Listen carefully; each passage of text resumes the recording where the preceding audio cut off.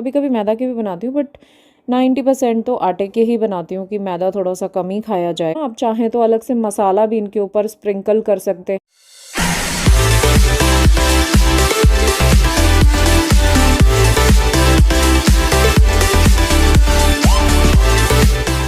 Hello everyone, welcome back to my channel. कैसे हैं आप सब? आई होप आप सब बहुत अच्छे होंगे। तो आज बहुत दिन के बाद व्लॉग शूट कर रही हूँ क्योंकि वायरल हो गया था, फीवर बहुत ज़्यादा हो रखा था और अजीब सी तबीयत हो रही थी।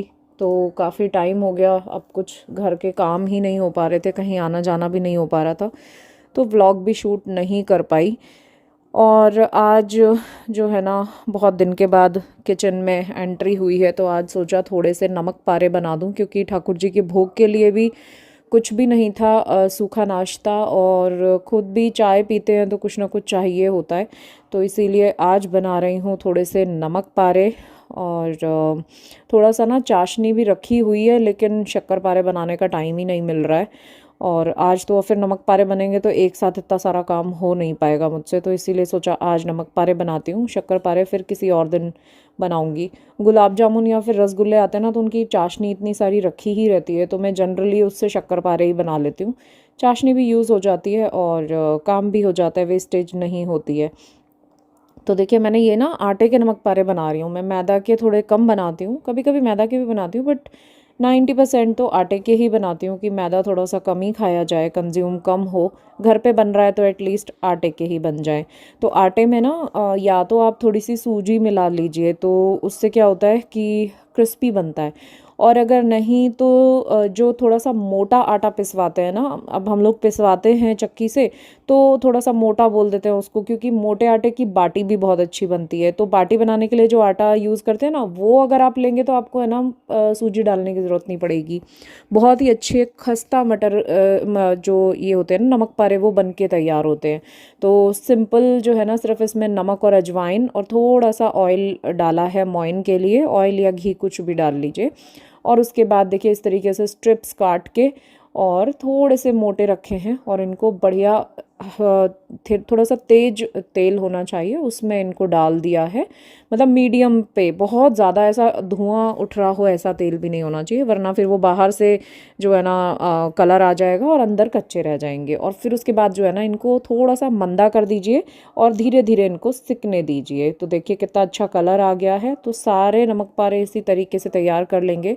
और फिर नमक पारे इस तरीके से बनाने के बाद ना, आप चाहें तो अलग से मसाला भी इनके ऊपर स्प्रिंकल कर सकते हैं निकालते ही, ताकि मसाला जो है ना वो अच्छे से कोट हो जाता है और थोड़े से स्पाइसी बन जाते हैं। तो मसाले में नॉर्मली आप नमक ले लीजिए, दोनों तरीके के, काला नमक और सफ़ेद नमक। उसके बाद थोड़ी सी काली मिर्च, थोड़ा सा चाट मसाला, थोड़ा सा अमचूर पाउडर, थोड़ी सी लाल मिर्च, ये सब डालेंगे ना और मिक्स करेंगे। उसके बाद इस पर स्प्रिंकल कर दीजिए, तो जो नमक पारे पे वो कोट हो जाता है और बहुत ही टेस्टी लगता है। जो मार्केट में मिलते हैं ना, बिल्कुल वैसा वाला ही होता है। और चाहें तो इसमें थोड़ा सा ड्राई मिंट पाउडर अगर आपके पास हो ना, तो वो भी डालिए। तो देखिए पुदीने का टेस्ट आएगा, बहुत ही अच्छे लगते हैं, बहुत टेस्टी लगते हैं।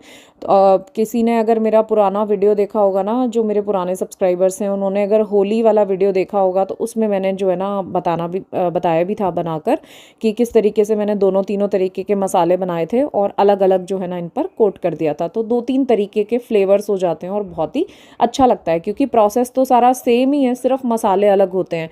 तो बहुत अच्छे से जो है ना अलग अलग डिश बन के तैयार हो जाती है। अगर आप नाश्ते में किसी के सामने रखेंगे ना चाय के साथ में, तो बहुत ही अच्छा होता है। देखिए इसमें लगा हुआ है मसाला पहले, क्योंकि कोट करके रख दिया है।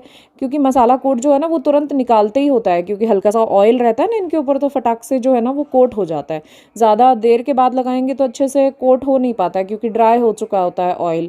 तो देखिए फटाफट जो है ना, इसी तरीके से कटोरी में पूरा बना के रख लेती हूँ मैं, और उसके ऊपर डाल देते हैं, स्प्रिंकल कर देते हैं और अच्छे से मिक्स कर देते हैं। तो देखिए बढ़िया बेहतरीन नमक पारे हो गए हैं बन के तैयार। थोड़े से ठाकुर जी के भोग के लिए मैं अलग से निकाल के रख दूंगी और बाकी अपने लिए।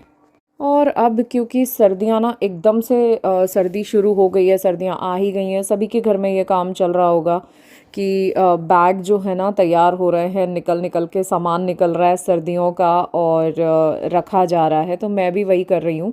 आज बाहर जो है ना अलमीरा मैंने एक खाली की है, क्योंकि अब वुलन के जो कपड़े होते हैं ना उनको रखने के लिए, सारे के सारे जैकेट्स हैं, कोट हैं, अजय के ब्लेज़र्स हैं, ये सब मैं निकाल के इनको फ़ोल्ड करके ना लगा रही हूँ। तो देख लेंगे कुछ, वैसे मैंने ज़्यादातर ड्राई क्लीन करा के रखे हुए हैं, तो सिर्फ ये प्रेस होने होंगे जो ब्लेज़र्स हैं। बाकी तो किसी चीज़ को प्रेस करने की और धोने की ज़रूरत है नहीं, क्योंकि जैकेट्स मैंने सारी धुल के और अच्छे से रखी हुई थी। ये अभी जो है ना ऐसे ही निकाल के मैंने इसमें भर दी थी, जिस बार हमें जाना था तो मैंने सूटकेस ऐसे ही खाली कर लिया था ना, तो ये तब से रखे हुए हैं। बाकी जो है ना सब धुले हुए हैं, कोई एक आधी अगर ऐसी होगी तो वो तुरंत से धुल दी जाएगी। तो अब मैंने कल तो इनफैक्ट है ना पूरा दिन ही जैकेट पहन के रखी थी, इतनी तेज़ मुझे ठंड लग रही थी, बहुत ज़्यादा ठंड हो गई है एकदम से ना। और पिछले 3-4 दिन से ही हुई है कि रात में तो बहुत तेज़ ठंड लग रही है। मतलब मैंने ब्लैंकेट निकाला, नॉर्मल जो क्विल्ट था ना उसमें काम चल ही नहीं रहा था, मोटा वाला था, फिर भी कोई काम नहीं चल रहा था उसमें, और बहुत तेज़ ठंड लग रही थी। तो देखिए यहाँ पर ये वाली मैंने रैक खाली कर दी है, यहाँ पे सारे के सारे वुलेंस जो है ना मैं लगा के रख दूँगी, ताकि अंदर वाली अलमीरा डिस्टर्ब ही नहीं होगी। बहुत सारे कपड़े जो है ना निकाल लिए हैं सर्दियों के, और अब मुझे निकालने हैं ब्लैंकेट्स, और फिर से मैंने टी शर्ट चेंज कर ली है। पता नहीं क्या हो रहा है यार, अब है ना मतलब सर्दी भी लग रही है, लेकिन जो थोड़े से ज़्यादा ही वार्म वाले ना, जो भी मैंने रेड वाली टी शर्ट पहन रखी थी वो है ना, उसको पहनने से ईचिंग होने लग गई है। तो मैंने चेंज करके ये कॉटन वाली फुल स्लीव का स्वेट शर्ट डाला है। बस कपड़े ही चेंज होते रहते हैं दिन भर। अजीब सा है, अभी मौसम है ना एकदम से तो ठंड हुई है और कुछ ज़्यादा ही ठंड हो गई है। मतलब आज तो फिर भी थोड़ा सा ठीक है, कल तो इवन है ना मैं दिन में भी जैकेट पहन के घूम रही थी, इतनी तेज़ ठंड लग रही थी। शाम हो गई है और बच्चा पार्टी देखो, एक ये सो रहा, ये यहाँ पर, और जूजू वहाँ पर, सब सो रहे हैं। और बस मुझे ना आज ब्लैंकेट निकालना है, क्योंकि अभी तक है ना वो जो कॉटन वाला मोटा क्विल्ट ओढ़ रहे थे, पर उसमें कल रात को ठंड लगी थी। तो आज मैंने सोचा कि ब्लैंकेट निकाल लेती हूँ। धुला हुआ रखा है एक ऊपर ऊपर ही, वही वाला यूज़ हो जाएगा, थोड़ा सा पतला जो ब्लैंकेट है, बट वुलन अब चाहिए ओढ़ने में, रात को है ना ठंड होने लग गई है। और अब जाएंगे ब्लेजर्स वगैरह जो अजय के हैं वो ड्राई क्लीन पे जाएंगे। कुछ जो थोड़े से हाथ से जो धुल सकते हैं ना, हाफ जो है वुलन, वो मैं कल इनके धुल दूंगी।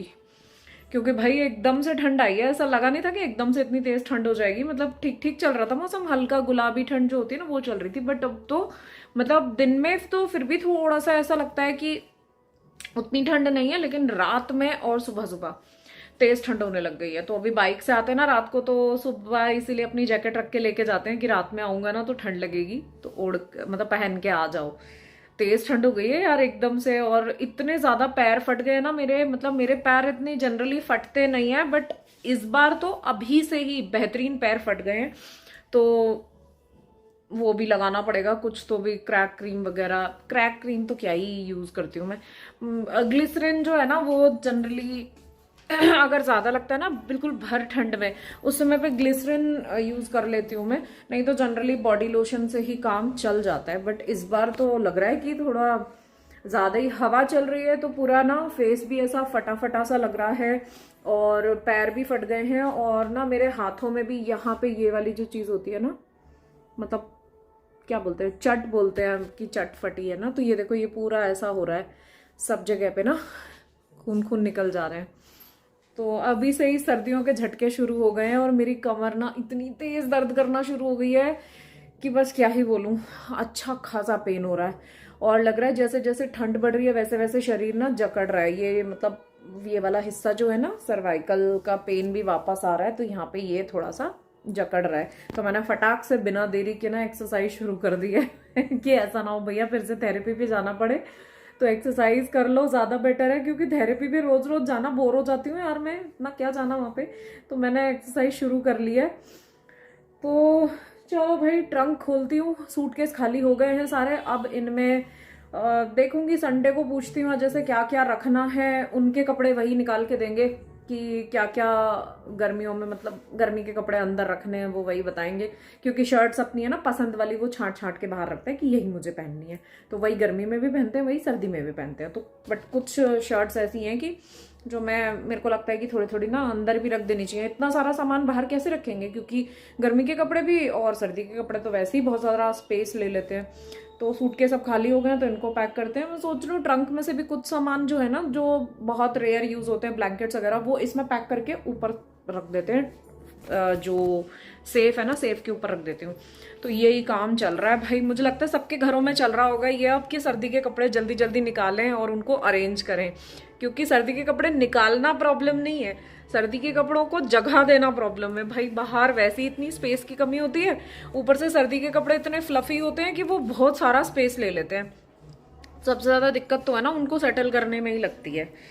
तो वही है, खाना तो मेरा रेडी ही रखा है, मतलब आज सुबह ना पाव भाजी बनाई थी तो भाजी रखी हुई है, तो वही हो जाएगा। तो आज मैंने सोचा भाई शाम का काम नहीं है ना खाने का, तो इसी काम को निपटा दो, वरना तो रोज़ रोज़ लेट हो ही जाता है। तो चलो देखते हैं क्या क्या सूटकेस में पैक होता है। कुछ ब्लैंकेट्स निकाल के सूटकेस में पैक कर देती हूँ। चलिए ट्रंक खोलते हैं।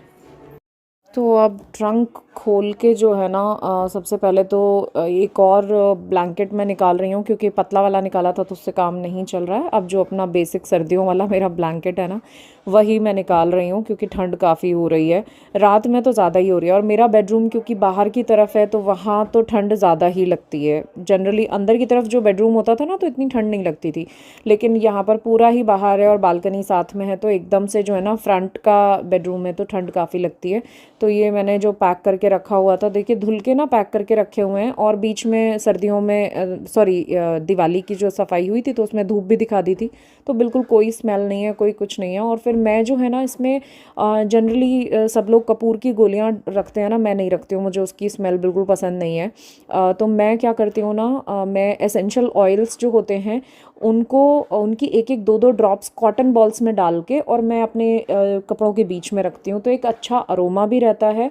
और कभी इंसेक्ट का प्रॉब्लम मुझे जनरली दिखा नहीं मेरे कपड़ों में, कभी भी किसी ट्रंक में या बेड में मुझे कभी कोई इंसेक्ट नहीं दिखे। तो इसीलिए मैं जो है ना, उस कपूर की महक मुझे बिल्कुल पसंद नहीं है। या तो प्रॉपर अपना जो देसी कपूर है वो रखा जाए, उसकी महक अच्छी लगती है, लेकिन जो कपड़ों में रखा जाता है ना वो मुझे बिल्कुल अच्छा नहीं लगता।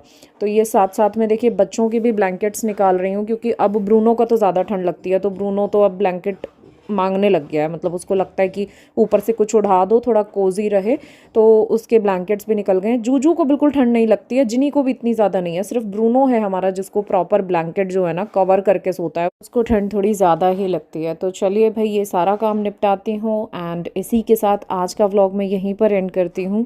जस्ट आपको अपडेट देने के लिए एक छोटा सा वीडियो बनाया था, मुझे लगा कि मेरे व्यूअर्स वेट कर रहे होंगे, कुछ तो हैं जो वेट करते हैं वीडियोस का कि कहाँ पर गई, वीडियोस नहीं आ रहे हैं। तो चलिए मिलती हूँ मैं आपसे नए व्लॉग में, अब जल्दी ही कोशिश करूँगी व्लॉग्स बनाने की। मिलती हूँ आपसे, अपना खूब सारा ख्याल रखिए और take care and bye bye.